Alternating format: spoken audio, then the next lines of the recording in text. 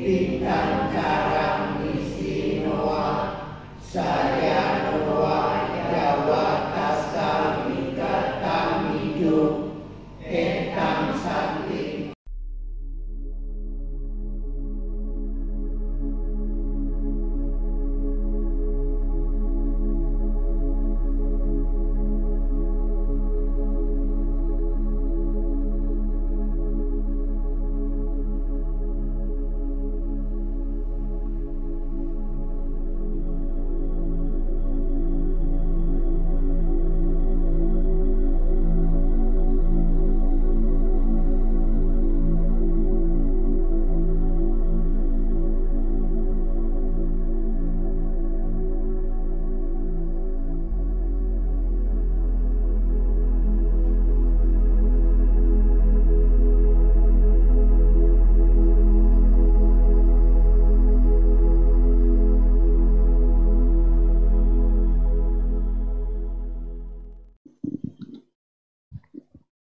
Ya, sambil menunggu teman-temannya yang lain, silahkan yang sudah ada pertanyaan, silahkan diajukan.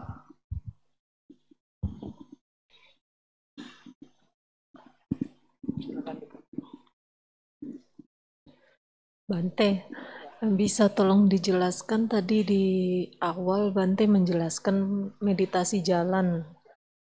Kalau kita sudah fokus dengan langkah kaki, sebaiknya kita memperhatikan napas.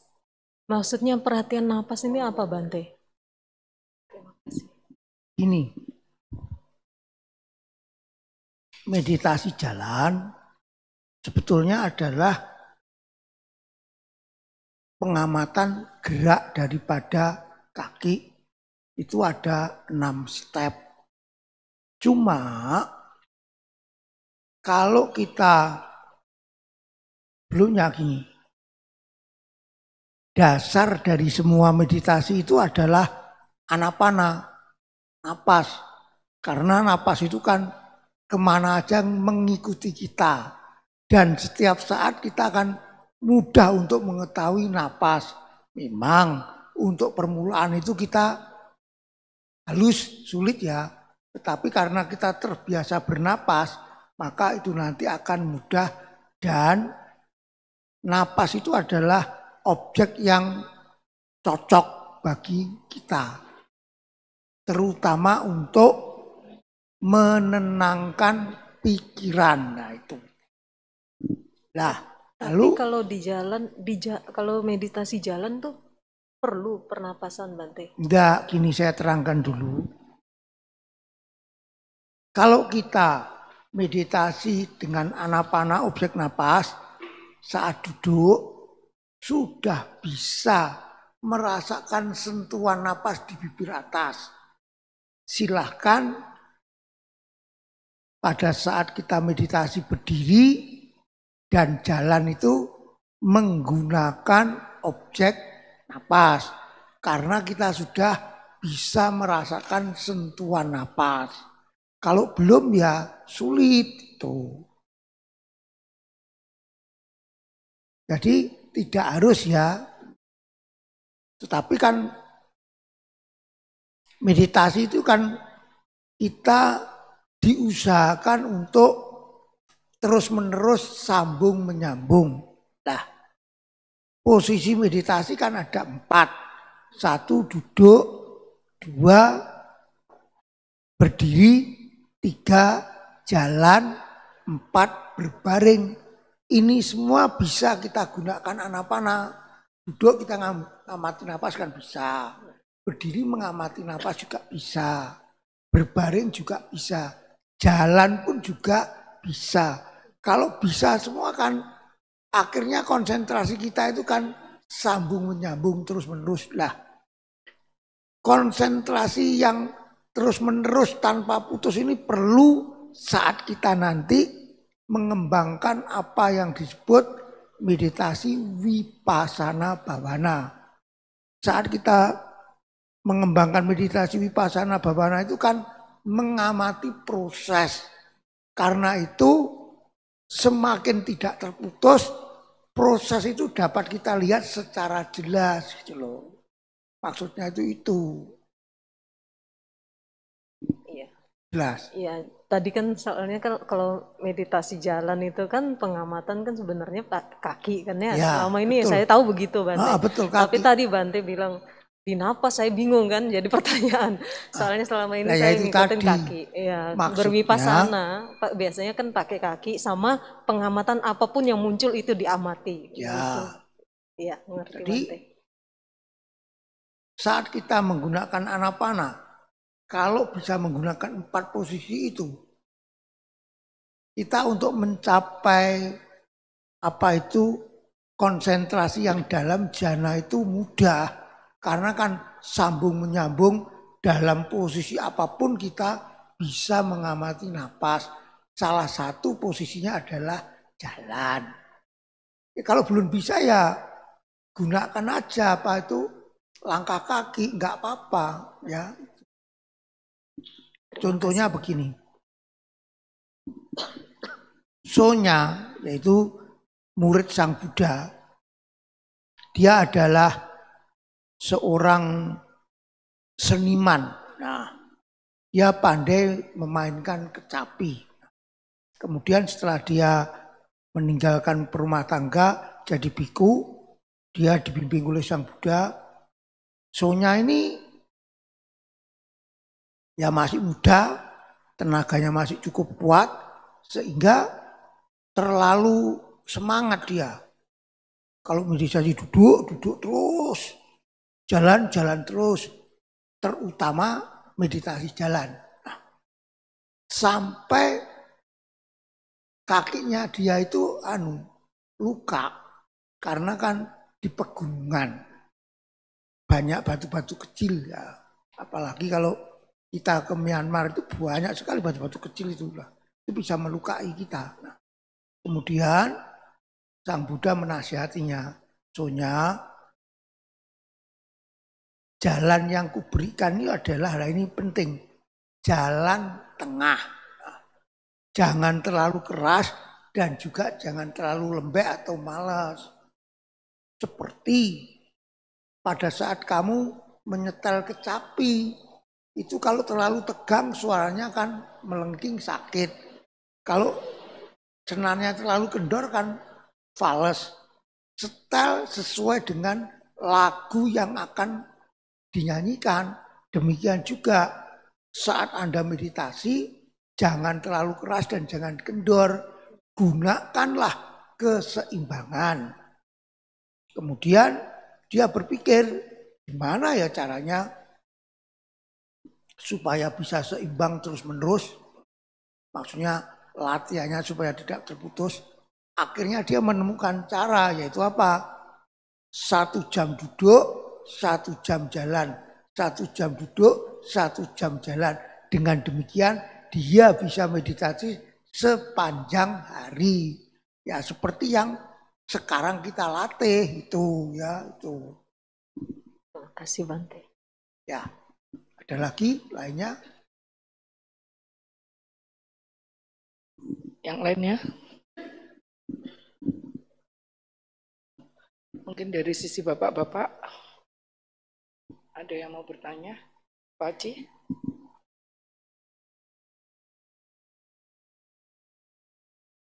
Dari ibu-ibu, mumpung punya banyak kesempatan untuk bertanya pada Bante.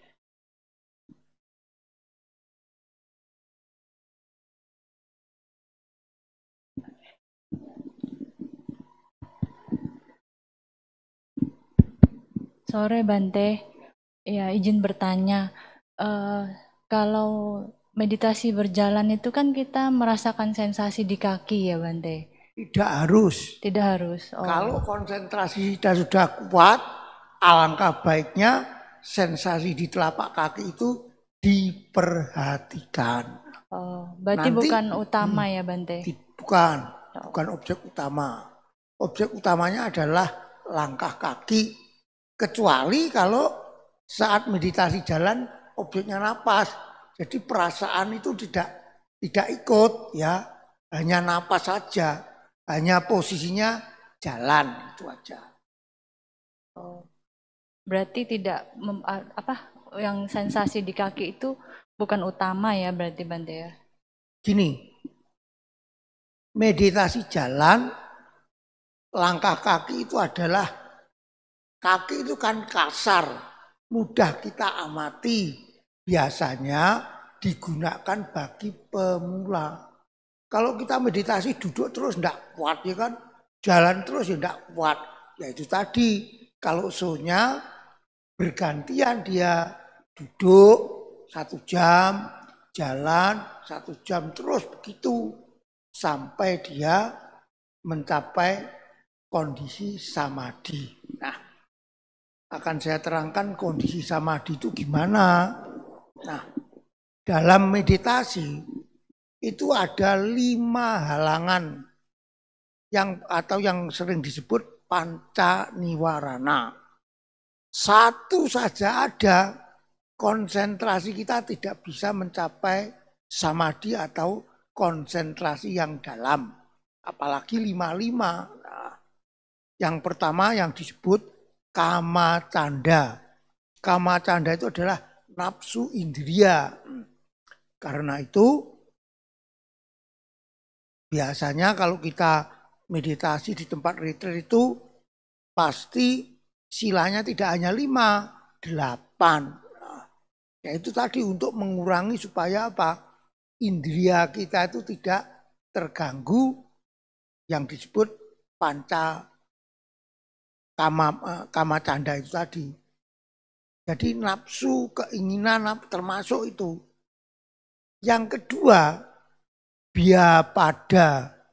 Biapada itu adalah kejengkelan, kemarahan, kebencian. Nah, yang ketiga, tinamida, ngantuk dan malas. Tuh. Kemudian yang keempat, udaca kukuca, yaitu keresahan, kekhawatiran. Nah, karena itu kalau kita mau ikut meditasi retreat dalam waktu yang lama, semua masalah itu harus diselesaikan dulu supaya kekhawatiran apa itu tidak ada. Kalau itu ada, kita tidak bisa konsentrasi yang baik. Yang kelima, wicikica, keraguan-raguan. Nah, ini. Baik keraguan-raguan terhadap objek, baik keraguan-raguan terhadap guru pembimbing, baik keraguan-raguan terhadap dhamma. Jadi ragu-ragu terhadap dhamma tidak bisa. Ragu-ragu terhadap guru pembimbing tidak bisa. Ragu-ragu terhadap objeknya yang kita gunakan, cocok enggak ya saya pakai ini? Guna apa saya harus mengamati begitu? Tidak bisa. Karena itu, kalau Anda ikut meditasi, setelah sama pembimbing dikasihkan objek, tanya yang jelas supaya tidak terjadi keraguan-raguan. Itulah 5 halangan.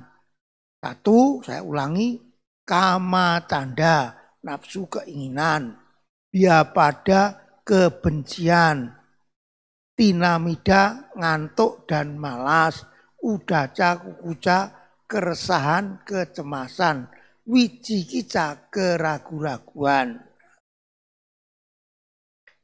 5 itu salah satu ada saja, kita tidak bisa masuk konsentrasi yang dalam.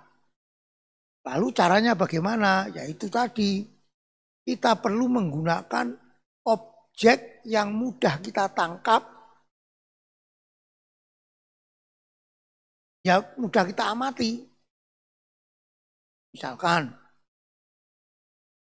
langkah kaki, atau di sini kan ada juga yang mungkin pernah meditasi dengan menggunakan kembung kempis perut. Nah, kembung kempis perut kan lebih kasar daripada napas, lebih mudah kita amati. Nah, dengan demikian, kalau kita menggunakan objek itu, memang tidak semua orang, tetapi kebanyakan mudah untuk konsentrasi karena kembung kempis kan kasar, mudah kita amati itu.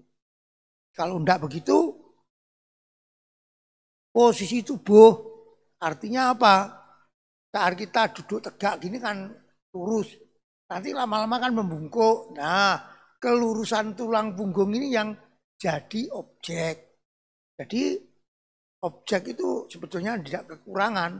Atau juga kalau tulang punggung biasanya sebelum kita menggunakan objek ketegaan tulang punggung, objek kita adalah sentuhan ini pantat dengan alas duduk, kemudian umbun-umbun, yaitu kita larikan aja.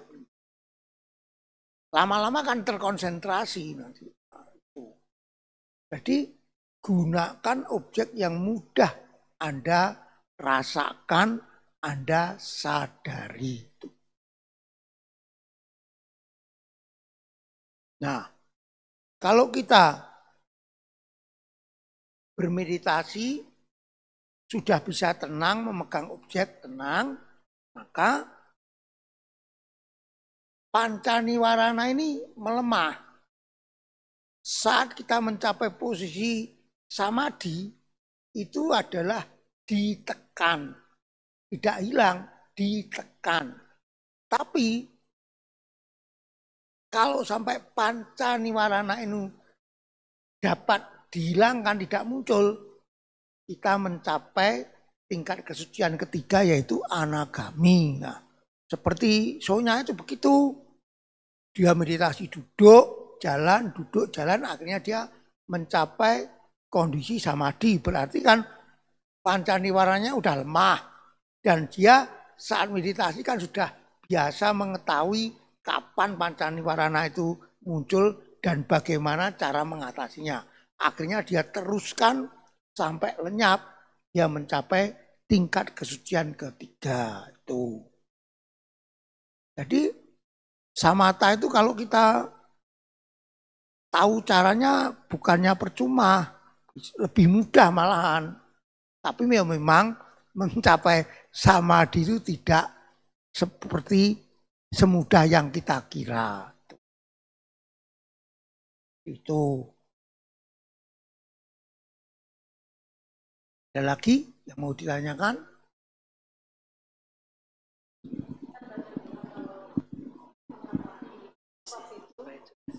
Kalau mengamati nafas itu apa hasilnya tuh lebih cepat dirasakan ketimbang kaki? Enggak juga.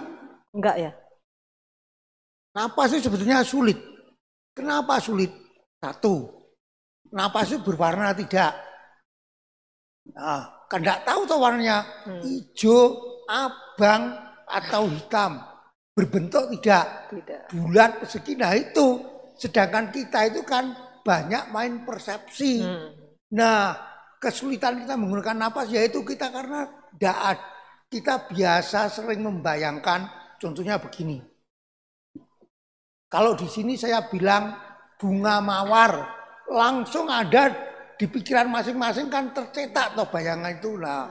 Ya begitu, napas tidak ada gambaran, karena itu tidak mudah-mudah sulit lah maksudnya itu, mudah-mudah sulit, ya sulit sekali ya tidak, karena anapana itu justru merupakan dasar untuk meditasi. Justru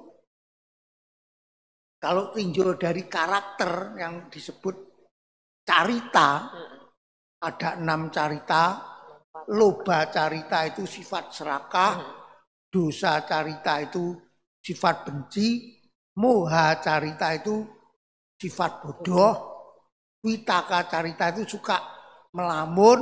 Nah, budi carita itu pandai, tapi kalau yang baik ya baik, kalau yang jelek ya suka ngakali, akal bulus ya itu.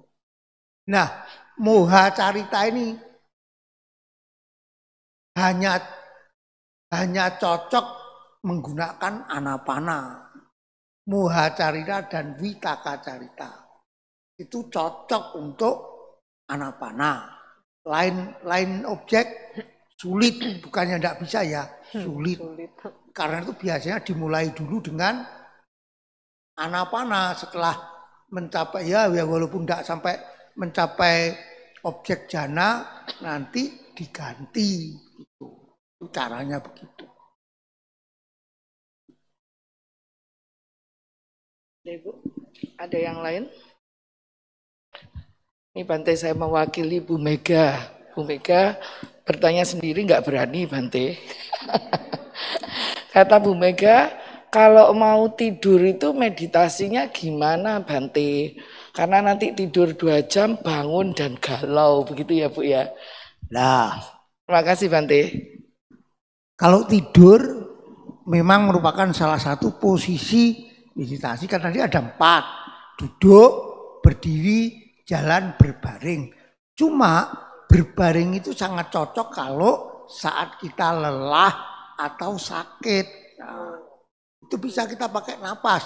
Tapi tidur itu pakai napas juga sulit. Ya berkaitan dengan napas, tetapi pengamatannya ini kembung kempis perut. Nah, caranya ya saat kita menarik napas kan dinding perut ini kan kembung toh. Nah, saat kita mengembuskan napas kan perut ini kempis. Nah, pegang aja perut kita, dinding perut sambil tiduran kembung kempis, ya itu aja. Itu objeknya. Lebih cocok dengan sambil berbaring. Miring nggak Bante? Ya? Nggak perlu miring ya? Nggak usah. Oh, nggak perlu miring, Bu. Jadi berbaring tidur saja. Biasa, berbaring biasa saja. Ya. Jadi nggak usah miring seperti Buddha Rupang. Nggak usah. Enggak ya. Ya Bante, baik. Apakah cukup Bu Mega atau ada yang lainnya? Sudah, terima kasih Bante. Ya. Mungkin mari yang lainnya, mumpung kita punya kesempatan. Ada lagi? Ibu Yuli? Silakan. Bante, saya mau tanya, kalau misalkan kayak kita meditasi pagi sama malam, terus kalau misalkan saya kan kebetulan berangkat kerja kan naik antar jemput, itu kan cukup lama waktunya. Itu sebaiknya kita menggunakan objek yang sama atau beda Bante? Kalau bagi pemula lebih baik satu aja dulu sampai mantap baru berubah. Satu aja dulu. Anapana dulu sampai mantap. Artinya mantap ya paling enggak kalau enggak masuk upacara samadhi ya kalau enggak masuk samadhi paling enggak upacara samadhi. Upacara samadhi itu adalah mau masuk samadhi tetapi belum samadhi. Nah, upacara samadhi itu posisinya adalah 5 halangan dengan 5 faktor jana itu seimbang. Tuh. Jadi dimantapkan dulu, baru kita pakai yang lainnya. Tidak perlu buru-buru, tidak perlu. Contohnya, anapana ini kita pakai aja 5 menit setiap hari. Kalau udah tambah lagi 10 menit, kemudian setengah jam, 1 jam. Nah, terus begitu, tambah sampai Anda mampu 2 jam. Kalau 2 jam itu Anda sudah mendekati upacara samadhi. Itu sudah kuat itu. Anda mau pakai objek lainnya bisa. Jadi paling tidak 2 jam. Ya sekarang kan 1 jam udah bisa. Ya tambah, jangan banyak-banyak. Tambah aja 5 menit itu lama-lama nanti bisa 2 jam.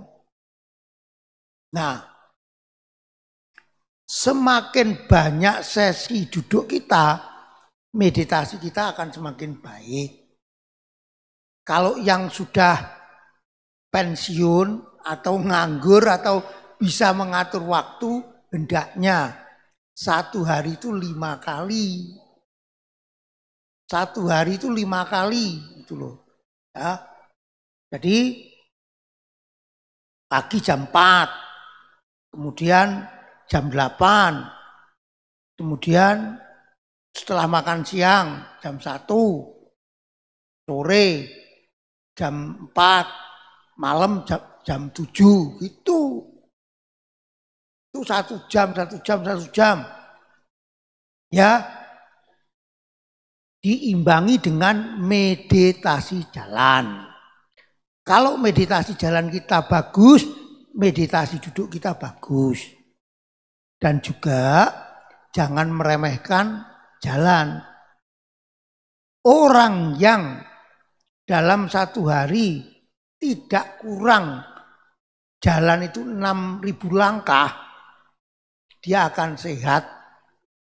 Kalau satu hari tidak kurang dari 10.000 langkah, usia panjang. Nah, ini loh manfaatnya. Jadi ada manfaatnya, bukan tidak ada manfaatnya. Usia panjang ya antara, kalau sekarang antara 80 sampai 100, apa enggak mau. Ya, itu. Di samping itu konsentrasi. Kenapa? Nah ya itu. Nah 6.000 langkah itu kurang lebih 6 kilo ya. Kalau orangnya tinggi jangkahnya itu rata-rata 1 meter. Kalau pendek ya beda. Nah itu saya ukur dengan treadmill. Itu waktunya ya kurang lebih 1 jam. Tuh. Hah? 1 kilo? Oh iya, betul 10.000 langkah. Kalau orangnya tingginya langkahnya 1 meter loh ya. Tuh. Itu. Gampang toh jadi gitu. Ya, oke. Sebelum sebentar Bu Rosa, ini Bu Mega ada pertanyaan lagi Bante. Masih tidak terima ini Bante. Kalau meditasi itu apakah harus baca parita dulu Bante? Tidak harus. Cuma karena ada orang yang takut, khawatir, terutama tadi halangan udaca kucaka, kekhawatiran. Nanti ada makhluk gini-gini. Lah ya udah, kita netralisir dengan parita. Parita itu artinya dalam bahasa Pali itu adalah perlindungan. Nah itu loh. Jadi kalau merasa khawatir, takut, baca parita. Tuh. Untuk meditasi juga baca parita. Bisa. Ya tuh. Sudah puas Bu Mega atau masih lagi? Kalau kata Mak Gio, kalau 5 kali enggak ngocai berambang Bante. Silakan Bu Rosa. Terima kasih. Mandami Bante. Ya. Bante tadi menjelaskan kalau kita meditasi minimal 2 jam kita bisa memasukin upacara samadhi. Ya. Bisa tolong lebih diperjelas bagaimana kondisi upacara samadhi atau penjelasan lebih detail Bante. Terima kasih Bante. Upacara samadhi itu adalah saat pikiran kita itu sudah tenang, sulit untuk berpikir. Karena apa? Objek itu sudah lengket dengan kita. Tanda-tandanya, pertama itu biasanya kita dudukkan goyang-goyang. Nah, pertama ini tanda-tandanya itu tubuh kaku seperti patung, itu tanda-tandanya. Kemudian kaku gitu, wajah itu juga seperti kaku. Dan terkonsentrasi seperti kesedot gitu loh. Nah itu suara sudah hampir tidak terdengar suara. Dan tenang. Jadi kalau mungkin ada pintu terbuka kita tidak kaget, tidak kaget. Di samping itu pendengaran kita walaupun seakan-akan tidak terdengar tetapi sangat peka. Contohnya kalau itu nanti meditasi di sini sudah hampir ya upacara samadhi, tokek itu nelek, dengar duk gitu, peka ya. Betul kita suara luar enggak dengar tapi peka. Itu adalah ciri-ciri samadhi. Kemudian badan mulai hilang, mulai tidak terasa, seperti kita tidur nyenyak itulah. Pertama kan kita terasa lama-lama pikiran mulai surut, sensor kita udah tidak berfungsi. Nah itu adalah ciri-ciri samadhi. Detak jantung juga bakal melambat ya Bante ya? Kalau 2 jam? Ya. Detak jantung bisa melambat. Di bawah rata-rata? Ya. Tapi aman ya Bante ya? Aman. Tidak apa-apa.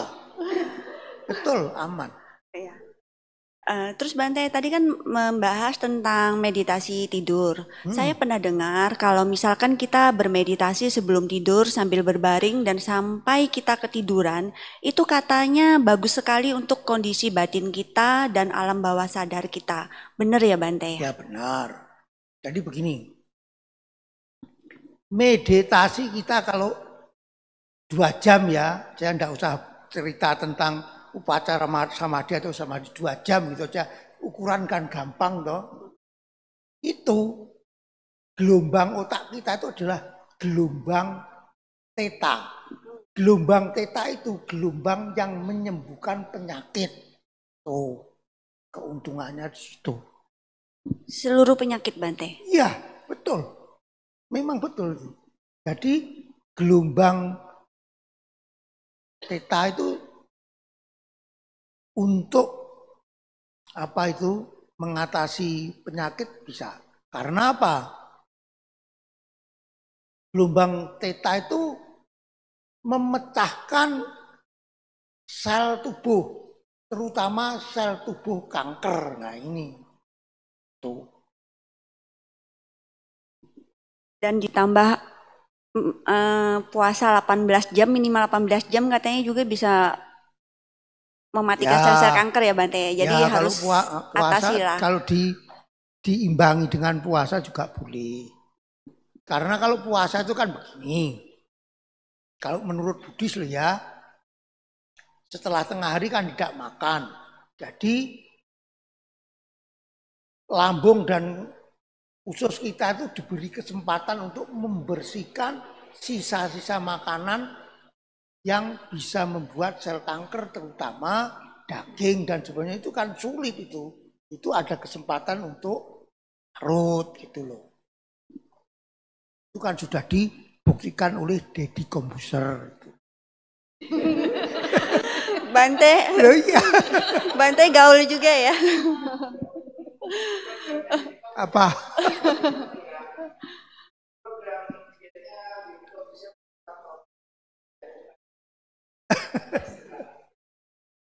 Terus Bante, tadi kan Bante menyarankan kalau kita lagi bermeditasi ya, yang misalkan ikut retret kan kita berusaha untuk menjalankan 8 sila. Nah, kalau misalkan kita sebagai perumah tangga sehari-hari aja misalkan kita mau menjalankan 8 sila itu kan bagi perumah tangga agak susah ya Bante ya. Seperti saya kan kadang kalau keluar rumah kan harus dandan. Nah, itu kan mengurangin 1 sila kan Bante. Kalau 7 sila aja gitu gimana Bante? Bagi perumah tangga dalam sehari-hari gitu Bante. Kadang saya tuh galau tentang ini karena saya harus komplit. Maksudnya kan tidak untuk seterusnya. Kalau saya hampir setiap hari Bante. Kadang hampir setiap hari, maksud saya daripada ini, tidak ada. Menurut Atan Bram, ya. Kalau meditasi hampir mencapai jana, kenikmatannya itu lebih dari seks. Loh iya ini Atan Bram bilang kata gitu. Betul itu Bante. Iya betul.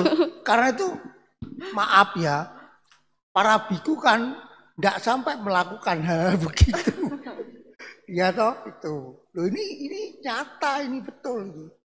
Iya, cuman maksudnya kalau 8 sila dan kita kan tidak boleh dandan tuh Bante. Kalau bagi umat rumah tangga kan agak sulit. Kadang harus pergi ke acara misalkan. Itu kan mau nggak mau dandan tipis-tipis kan Bante. Berdandan itu jangan keterlaluan, jangan tebel-tebel. Maksudnya itu. Oh iya tidak. memang tidak tipis-tipis saja, Bante? Ya, tipis-tipis. Lah ya, kan situ lebih tahu, saya kan nggak tahu. Tipis-tipis itu gimana? Pokoknya begitulah. Tidak apa-apa ya, Bante ya. Iya. Jadi tetap 8 sila jos terus ya, Bante. Terus kadang-kadang kan kita, misalkan kita ada medsos nggak sengaja buka kedengar musik segala, itu nggak apa-apa ya, Bante? Nggak apa-apa. Oh ya udah, oke. Terima kasih, Bante. Ya kalau kita kepingin kan bisa setel lagu dhamma. Kalau kita kepingin kan bisa setel lagu dhamma. Ya enggak apa-apa tuh lagu dhamma. Ya.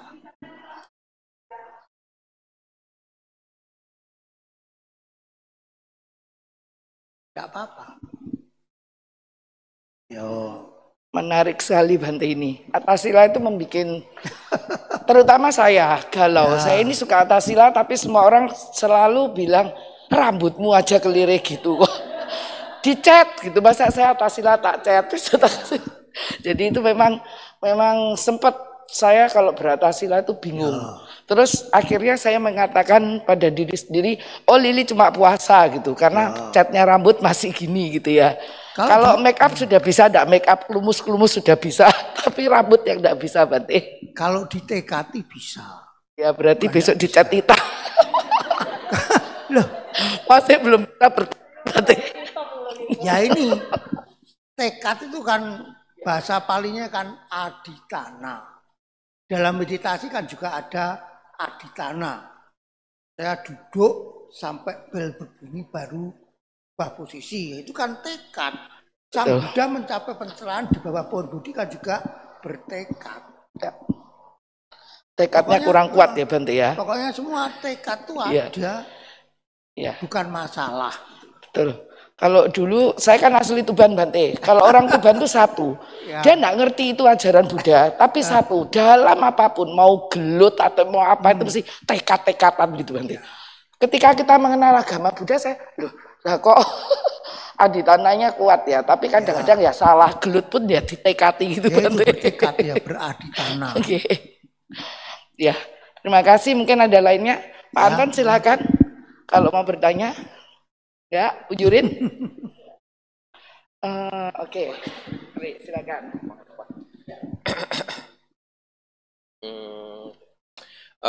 Bante tanya, semakin berkembangnya zaman kan anak-anak semakin melekat namanya sama teknologi. Salah satu kasusnya ini yang baru-baru ini adalah anak SD kelas 5. Ketika HP-nya diambil sama orang tuanya, dia itu terjadi stres dan sampai terjadi gantung diri, bunuh diri. Nah, bagaimana cara mengajarkan ke anak-anak itu untuk melepas kemelekatan dari sejak kecil, Bante? Terima kasih. Nah, di dalam Buddhis kan ada apa yang disebut pacawekana, perenungan kerap kali. Kan ada lagunya itu. Nah, yang apa? Suatu saat aku akan pergi, ya toh. Apa? Sakit dan usia tua tidak bisa saya hindari. Nah, itu kalau direnungkan terus, mereka bisa mengerti begitu. Jadi HP itu kan bisa hilang, bisa rusak, kan tahu tuh nantinya. Jadi begitu. Pacawekana. Pacawekana. Yang dalam bahasa Palinya jaradamunghi, jarang anatito, biadi damunghi, biading anatito, yaitu.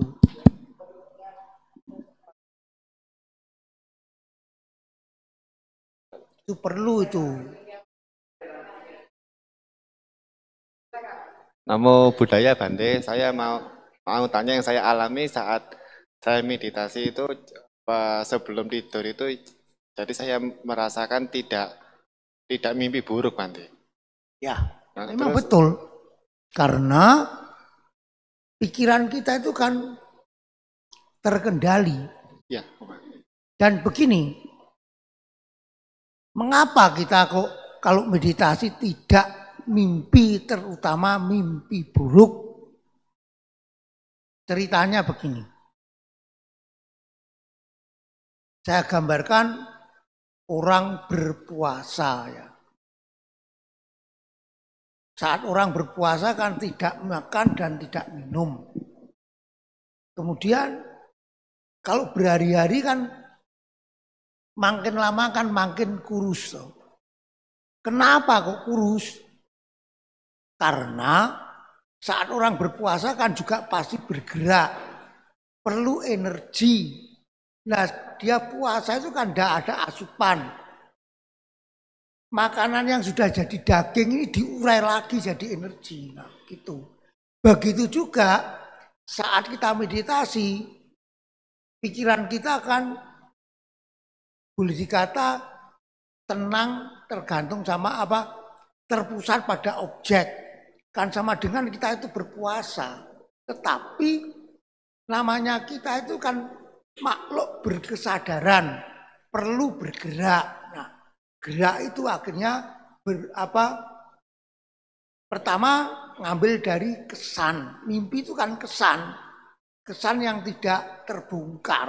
Nah, itu pelan-pelan lama-lama nanti mimpinya hilang habis. Karena itu kenapa meditasi kok bisa untuk mengikis kekotoran batin. Ceritanya dia begitu.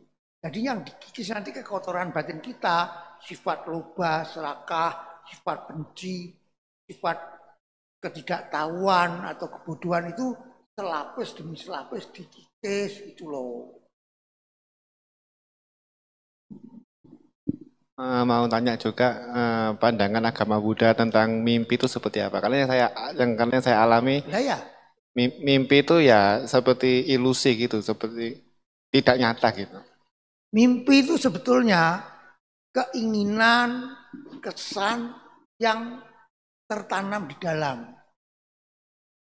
Kita kan kecil sampai sekarang kan punya keinginan, terutama yang tidak terpenuhi. Nah, itu kalau ada kesempatan yang tadi pikiran sadar tidak ada, dia itu terkelupas, muncul keluar.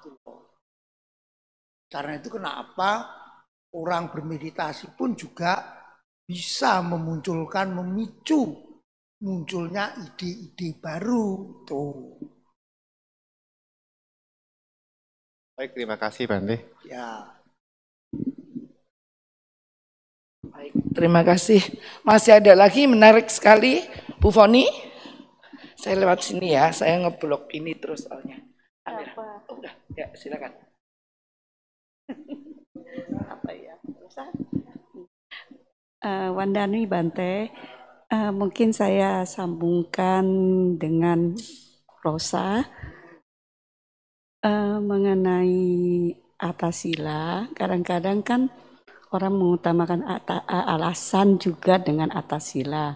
Itu kan membuat anak-anak muda kita yang perempuan terutama itu kesannya itu berpakaian dan berpenampilan ada kadanya gitu Bante. Jadi kita bisa melihat dengan jelas juga, oh ini agama Buddha gitu, oh ini gereja gitu Bante. Itu kan membuat jadi ada alasan tidak tahu karena agama atau karena kemalasan juga bisa ya Bante ya. Itu membuat mungkin anak-anak muda gitu kan. Jadi nggak bisa disalahkan juga anak-anak muda kita yang pria itu ada ketertarikan dengan agama lain. Tapi kan karena agama Buddha ini kita kesannya lebih pasrah dan itu jadi membuat tertarik ke agama lain gitu Bante.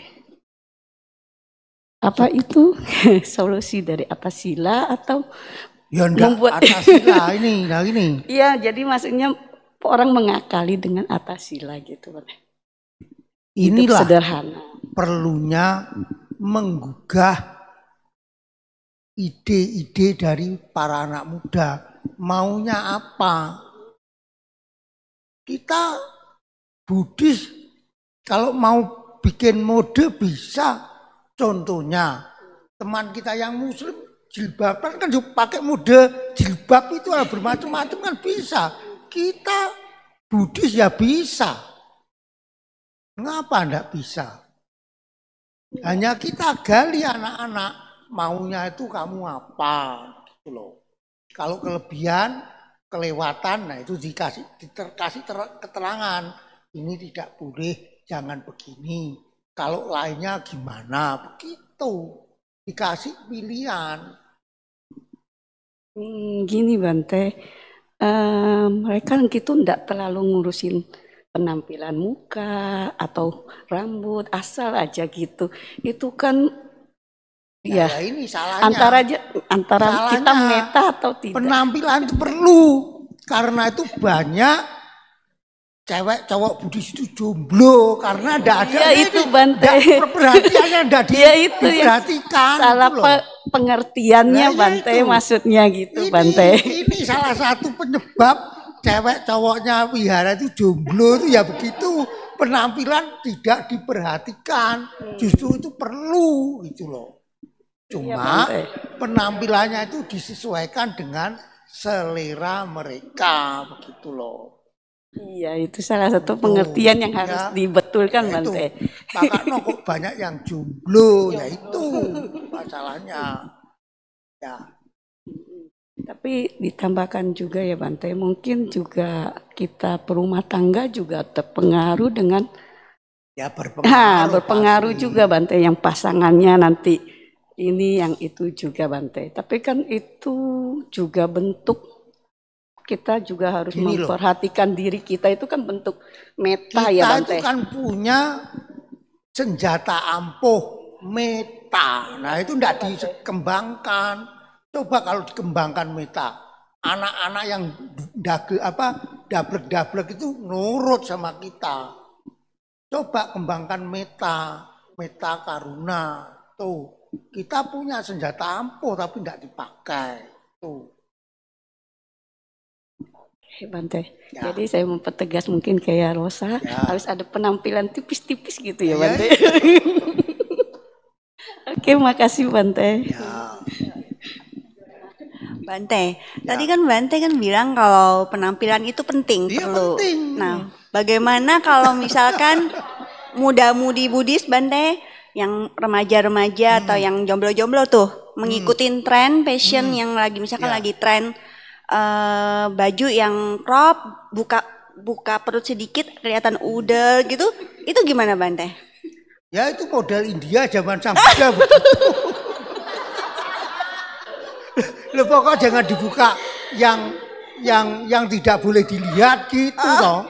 Jadi gak apa-apa ya tren-tren dikit gitu ya. Kalau misalkan ada acara pesta atau apa gak apa-apa ya Bante ya. Kan ada batasnya. Iya. Oke, itu zaman Sang Buddha itu sudah dulu kok enggak heboh. Iya Bante. Ya. Jadi kayak Ci Lili juga semir pirang nggak apa-apa. Ya nggak apa-apa. Iya oke.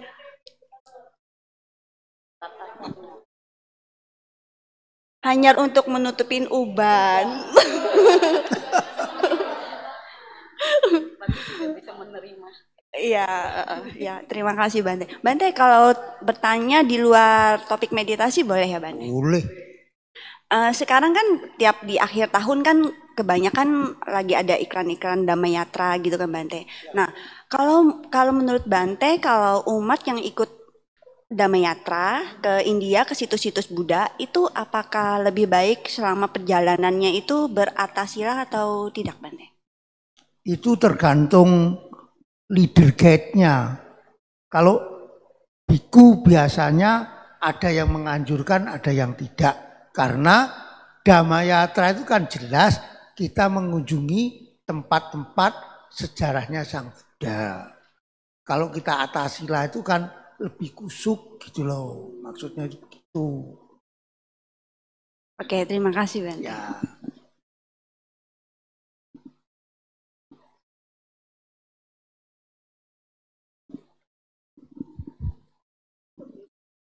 Terima kasih Cirosa, menarik sekali ya. Ada lagi? Mungkin boleh topik yang lain kalau tentang meditasi udah pada canggih. Boleh topik yang lain yang menarik. Silakan para muda semuanya. Dari sini, Bulian. Jadi sambil nunggu pertanyaan ya, sesi meditasi kita itu harus ditambah waktunya dan banyaknya. Kalau 1 jam bisa sampai 2 jam. Kalau 2 jam sehari 5 kali sudah berapa? Gitu. 10 tambah meditasi apa itu jalannya 15 jam loh sudah begitu. Apalagi kalau mampu 4 jam, 20 jam. Nah ya itu mampu 4 jam. Memang sebetulnya minimal itu 4 jam kalau mau mengetahui efeknya tuh. Kalau 4 jam sehari 5 kali sudah 20 ditambah jalannya 1 jaman 5 kali 24 sehari loh mampu itu sehari. Kalau mampu sudah sehari begitu, kalau mampu 3 hari berturut-turut, Anda mampu lihat makhluk halus kecil tuyul. Loh iya, kalau 5 hari berturut-turut, Anda mampu melihat peta. Kalau 7 hari, Anda mampu melihat dan berkomunikasi dengan tokohnya. Seperti Laut Kidul Selatan, apa gitu. Itu.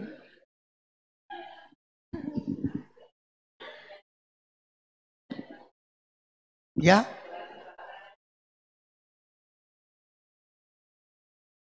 India. Oh, itu saya belum pernah ke sana. Banyak di India itu. Ya kan gini, ada yang perlu kalau kita pergi ke Dhamayatra, banyak ini terlewatkan. Yaitu apa? Daerah Sangkisa. Turunnya Sang Buddha dari surga. Tuh, Sangkisa. Daripada kita melihat Taj Mahal, lebih baik Sangkisa itu. Jadi turunnya Sang Buddha dari surga Tawatimsa. Bagi yang mampu bisa melihat tangganya tuh. Bagi yang mampu loh, saya enggak mampu. Itu ya, itu Sangkisa namanya. Kalau Bante Sucirano yang sudah pernah ke sana, setiap beliau ke sana pasti mendung. Beliaunya itu loh yang ke sana pasti mendung gitu. Jadi tidak kepanasan. Tuh. Ya, boleh. Selamat. Apa? Selamat sore Bante. Ya. Boleh bertanya di luar konteks yang tadi. Mungkin saya rada agama Buddha juga. Menurut Bante, kan aliran Buddha itu kan banyak. Apakah kita harus memilih salah satu atau boleh mengikuti semua? Begini, agama Buddha itu kan mengapa banyak aliran? Karena Sang Buddha begitu menyebarkan dhamma ke berbagai daerah itu selalu diterima oleh orang-orang setempat dan akhirnya mereka apa? Bergabung dengan tradisi setempat. seperti Tibet itu bergabung dengan Bon. Nah, ya kita perlu mengetahui sifat-sifatnya itu. Kemudian yang banyak itu perkawinan daripada adat istiadat setempat sehingga menimbulkan berbagai sekte seperti Theravada. Theravada aja di Thailand ada 2 macam. Dhammayut, Mahanikai. Sekarang muncul lagi 1 itu. Dhammanikaya. Ada 3. Ayo. Bedanya apa, Bante? Bedanya ya mereka itu yang bikin. Bedanya sabuknya. Sabuknya ya begitu. Bedanya yang mereka itu yang bikin.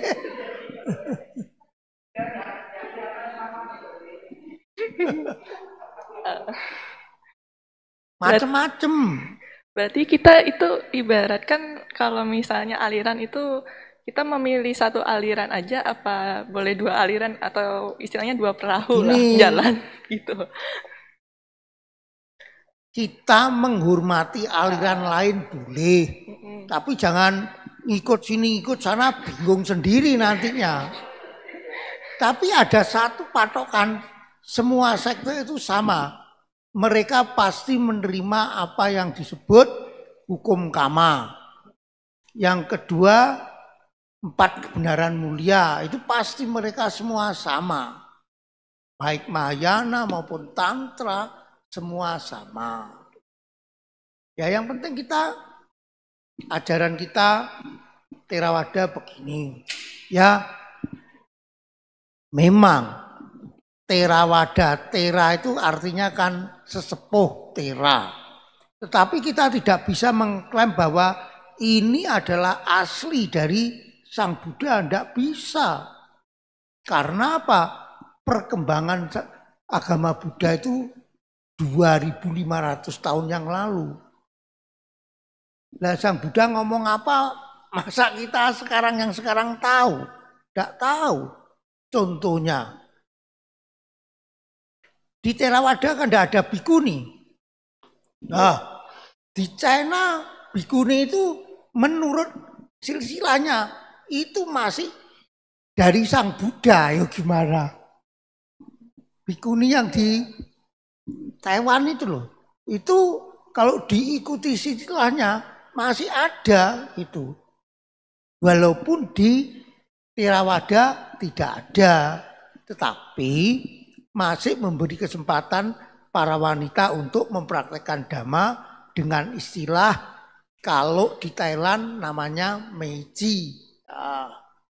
Kalau di Myanmar namanya Sayale. Kalau di Sri Lanka namanya Mata Sila. Beda-beda kan? Iya, Bante, beda-beda. Ya. Kalau misalnya saya bertanya lagi di... Ya, boleh aja.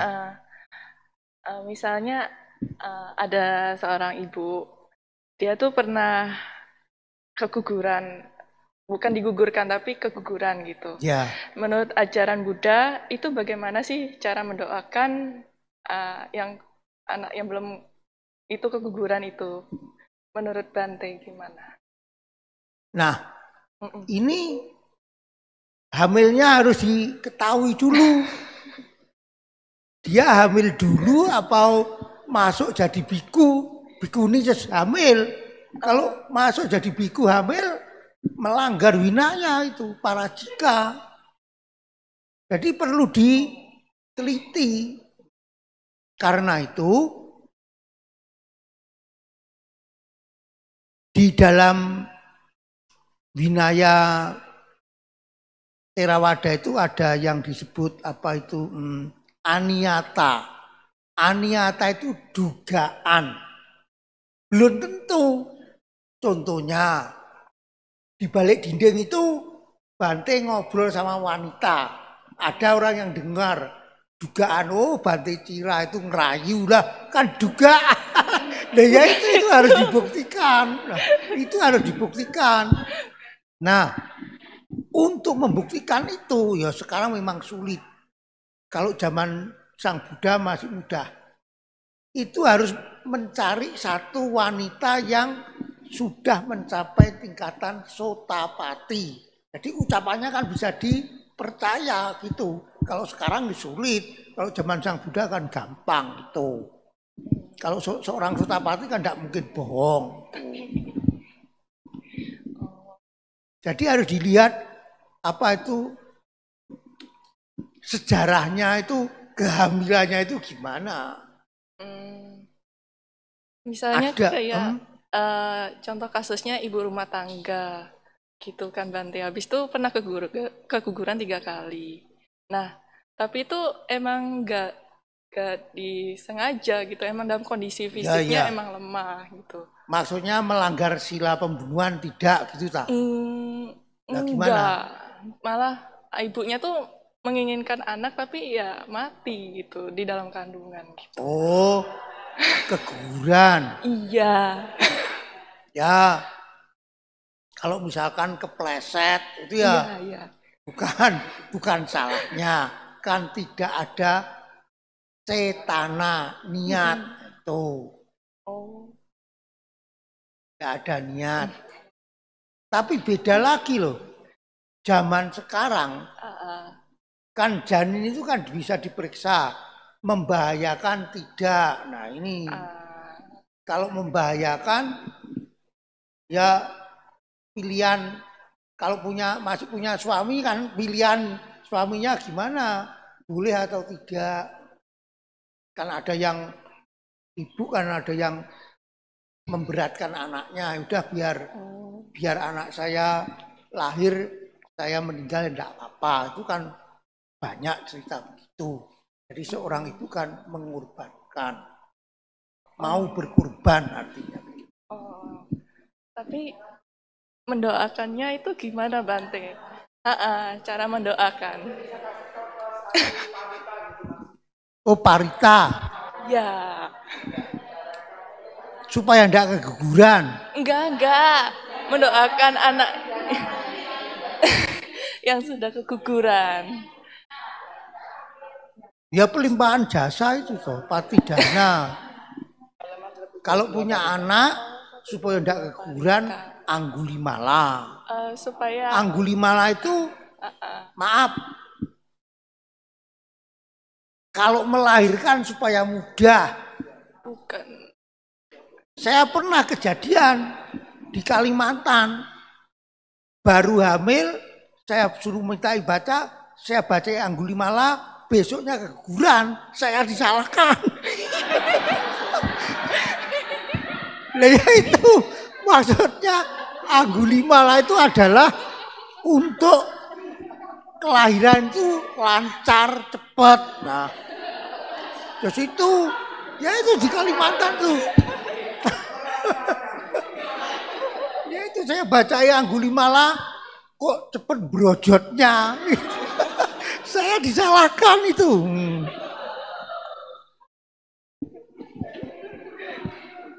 Jadi begitu. Ya, terima kasih Bante. Ya. Pertanyaan random dari saya orang Bante. Ya. Wah, menarik sekali ya Bante, tapi waktu sudah habis, kasihan Bante supaya bisa beristirahat ya. Sudah 1 hari bersama kita, mari kita tutup. Setelah itu masih ada sesi foto.